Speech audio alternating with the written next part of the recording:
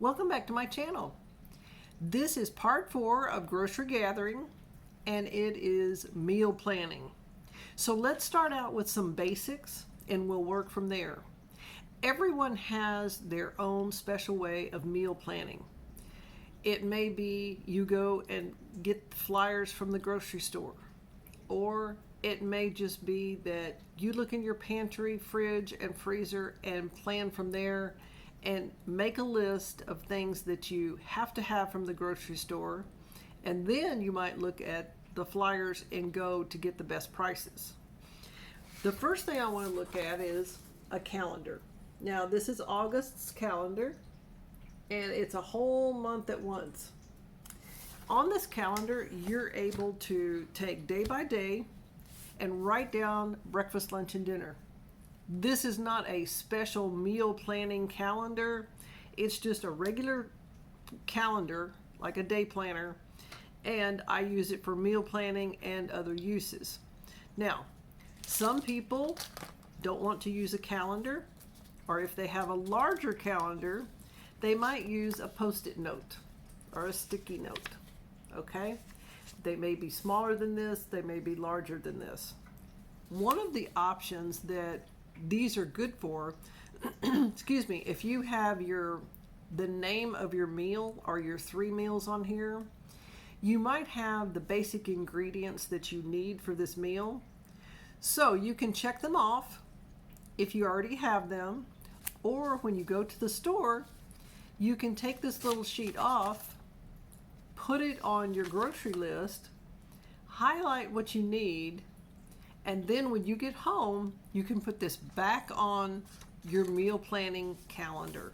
Now, this is a rather large post-it note, as you see, so you would need a large, like a poster board size meal planner. But you could use it over and over and over again. You could put the day and the date and the month on here. After you got finished, if you wanted to reuse this recipe or this idea for breakfast, lunch, or dinner, you could move it to the next month. So that could be a quick and easy way to meal plan. Now, I use a lot of different color coding in my meal planning. I have different color Sharpie markers. Okay, this is not all the different colors I have. I might do one for a pasta meal or a beef meal, a fish meal, different breakfast ideas. And when I'm going to the store, I will color code my list. I know it sounds crazy, but it works for me, and it has for many, many years, and it makes it quicker and easier for me when I'm in the store. A lot of people will use a pencil. Now this is a mechanical pencil, but it's a pencil. You can erase if you want to switch. Let's say you look at your meal plan and you say, oh, I have pasta 12 times this month. I don't want that. So you erase and you redo, which is fine. Now, another thing that I use are multicolor highlighters. The reason I use multicolor highlighters, I want to see either breakfast, lunch, and dinner, or different types of meals. As I said, I could have, let's say, blue for fish. I could have red for beef. I could go through, and vegetarian, I could have green. It just all depends. You choose what you want and how you want to set up your meal plan the way it works best for you.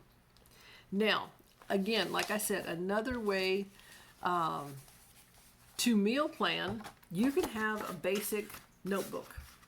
Okay, just a little notebook, and you take it to the store and all your meal plans are in here and they stay in here. That's a good way to do it. Some people will take note cards, 3x5 note cards, and lined or unlined, they write a recipe on here and they put it in a box, a card box, and they rotate. They may just put them in there randomly. So they pick up a card, and today we're going to have macaroni and cheese with side salad and some blueberry muffins for dessert. So those recipes are on the cards. It makes it fun and easy for kids to pick out the meal, just randomly pick out a meal. Now, the drawback is you have to make sure you have all those ingredients on hand.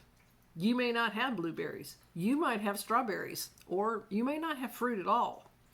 So you can pick those cards out, lay them on the table, and switch them around and say, okay, these are the things I need from the store because these are the recipes I'm going to use. Then you can make your store list, whether it's on paper, digital, wherever it might be placed. Some people take a piece of cardboard. I've tried this and it works really well. I don't like to be on my phone in the stores because I want to make sure and look at my surroundings, and like they say, head on a swivel. I want to know what's going on around me.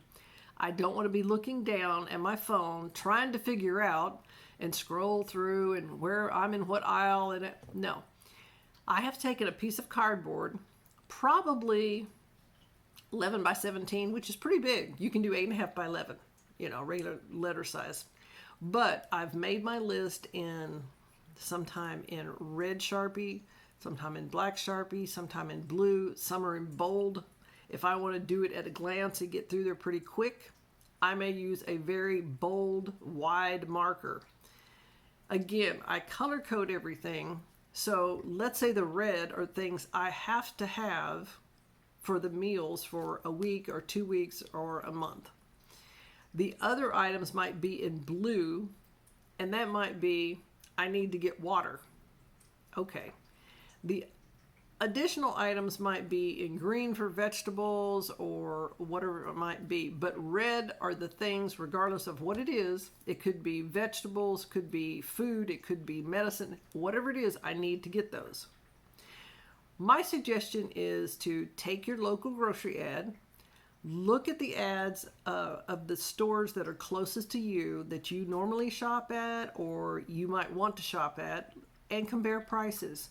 Go to the store where you can get the best value possible. Now, you may go to a farmer's market, which is great, or you may be growing your own so you don't need hardly anything at the store.